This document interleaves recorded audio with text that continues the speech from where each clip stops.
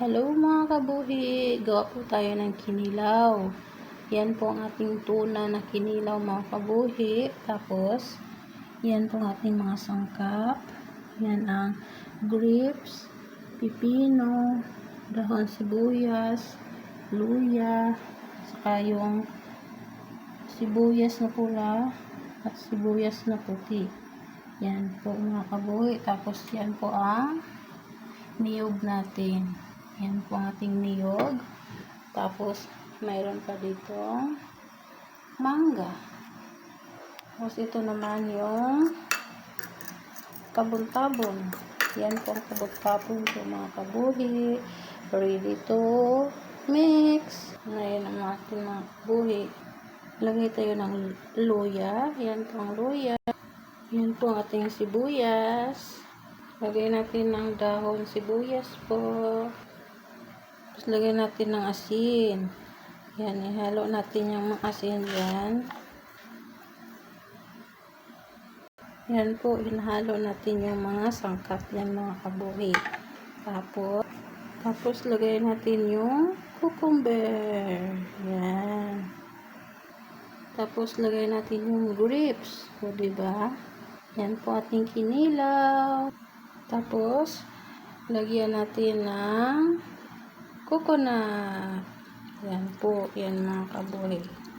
Lagyan natin, di ba natin yung ubos. Next, ubos na natin yung coconut. Ayan, di ba? Tapos, lagyan natin yung suwa. Tabon-tabon pala to, tabon-tabon. Yan. Next natin.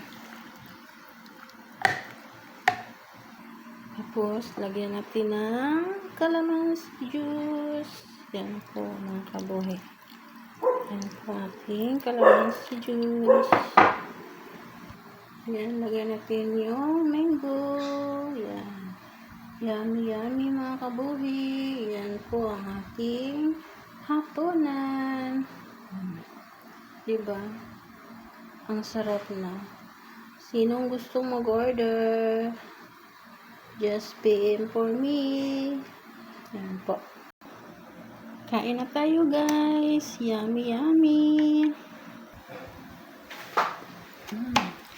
Kain tayo guys. Mga kabuhi. Kain na.